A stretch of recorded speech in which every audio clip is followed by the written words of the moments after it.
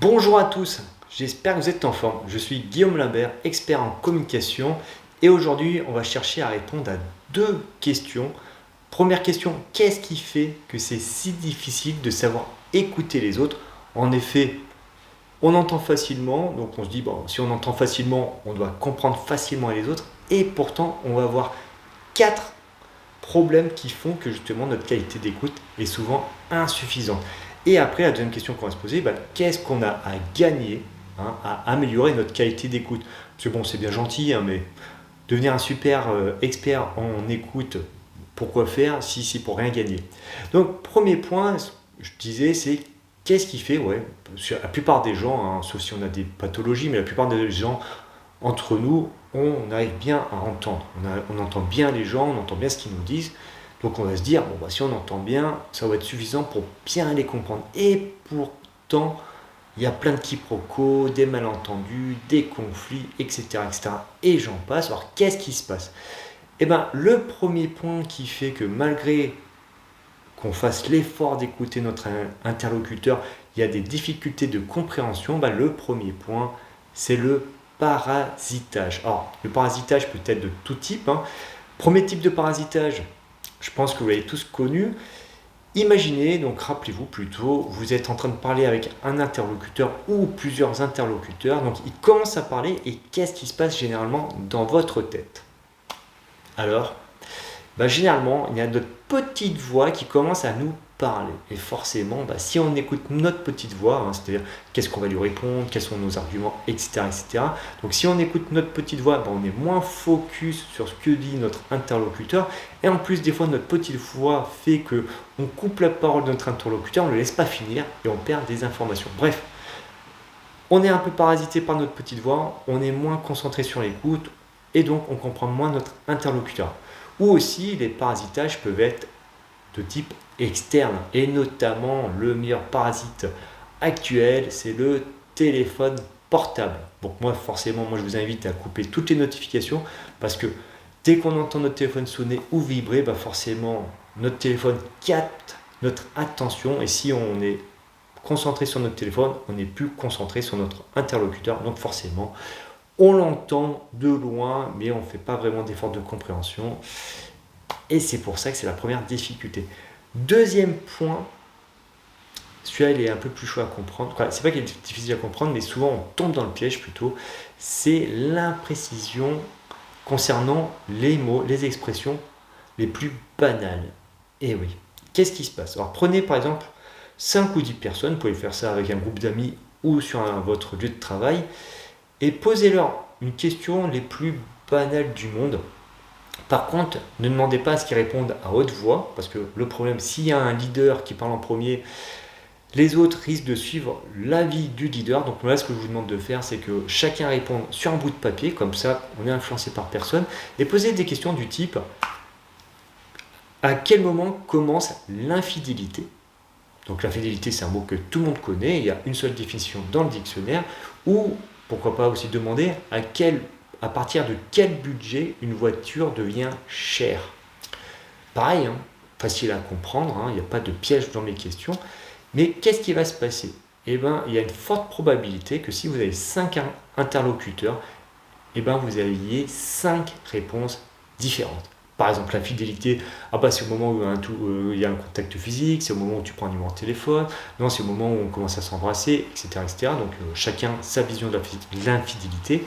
Et pareil pour une voiture, à quel moment est-ce qu'une voiture devient chère? Il y a peut-être qui vont te répondre à 10 000 euros, 20 000 euros, 50 000 euros, 100 000 euros, peut-être s'il y a un milliardaire dans votre groupe, peut-être qu'il va même vous dire 1 million d'euros. Où je veux en venir, c'est que même si les mots, on va dire, classiques, ils ont une seule définition dans le Larousse, ce qui se produit, c'est qu'on n'a pas forcément la même perception de ce mot. Et c'est pour ça que du coup, il faut chercher à préciser, ça on verra qu'il y a des techniques justement pour améliorer la précision de la compréhension avec vos interlocuteurs, pour éviter, justement, améliorer à la fois la compréhension et éviter les malentendus et les quiproquos. Par exemple, si vous ne donnez pas d'heure et il y a 2 personnes qui partent en randonnée, demain on part tôt. Ça veut dire quoi tôt? Peut-être qu'il y en a un qui tous les jours il commence à 4h du matin son travail, donc lui il sera prêt à 5h du matin. parce que pour lui, 5 heures du matin, c'est tôt. Et peut-être que l'autre, par contre, il travaille de nuit, et du coup, lui, il a plutôt l'habitude de se lever à 11 heures au midi, forcément, il travaille de nuit, et du coup, pour lui, se lever tôt, ça sera à 8 heures du matin. Donc, s'il ne se donne pas une heure précise, en disant, bon, on commence la randonnée tôt, il y en a un qui risque d'attendre l'autre un moment. Autre problème qui fait que c'est difficile d'écouter les autres, c'est parfois parce que tout simplement les autres ne veulent pas nous donner l'information. Et oui, il peut y avoir une rétention d'informations. Alors qu'est-ce qui peut faire qu'il est difficile de récupérer l'information auprès de vos interlocuteurs? C'est multiple, hein. Mais par exemple, ça peut être la confiance. La personne ne vous connaît pas assez pour vous donner des informations qui se jugent personnelles ou sensibles. Ça peut aussi que la personne a honte de l'information. Donc c'est pour ça qu'elle ne veut pas vous le donner, parce qu'elle a honte de cette information. Et ça, par contre, la honte, c'est très paralysant. Qu'est-ce qui pourrait faire aussi qu'une personne hésite à vous donner l'information, hein? Donc c'est soit un problème de confiance, soit un problème de honte, ou c'est aussi parce que la personne, pour elle, l'information n'est pas importante. Donc en gros, moi ça me paraissait pas important comme information, c'est pour ça que je te l'ai pas dit. Et pour vous, si, en fait cette information est vitale. Et voilà, comme la personne l'a jugée inintéressante, elle vous l'a pas dit. Donc ça fait beaucoup de raisons qui fait que la personne ne peut ne pas vous donner d'informations. Et là encore, il faudra savoir écouter pour passer ces barrières. Et dernier point qui peut faire que c'est difficile d'écouter et de se faire comprendre, c'est qu'on a tendance, peut-être pas vous, hein, mais la plupart d'entre nous a tendance à nier le négatif. Ce que je veux dire par là, c'est que une personne a un problème. Souvent, nous de façon extérieure, on a tendance à dire oui, c'est pas grave, vas-y, fonce. Mais ce qu'il faut comprendre une chose, c'est qu'il faut accepter les personnes telles qu'elles sont et non pas comme on souhaiterait qu'elles soient. Et ce qui fait, c'est que parfois, une personne a une difficulté. Et que nous, de façon extérieure, on dit, la difficulté, c'est la taille d'une boîte d'allumettes. Mais peut-être que dans la tête de cette personne, pour différentes raisons, cette difficulté, ça fait la taille de la tour Eiffel. Et c'est pour ça que je dis, il ne faut pas nier le négatif. Il ne faut pas, mais c'est bon, c'est pas grave, etc. Si, peut-être que pour la personne, c'est vraiment grave. Et donc là, pareil, il faut chercher à l'écouter, à la comprendre. Sinon, pareil, ça peut même provoquer des conflits, hein, parce que en gros, vous ne comprenez pas pourquoi elle fait tout ce cirque, entre guillemets, pour ce problème. Oui, mais parce que vous voyez le problème de ce niveau-là, et elle le voit de façon différente, elle a une perception différente. Donc on voit 4 points qui fait que savoir écouter, c'est compliqué. Alors maintenant, pourquoi s'abonner à cette chaîne et récupérer plein d'informations et de techniques pour augmenter votre qualité d'écoute?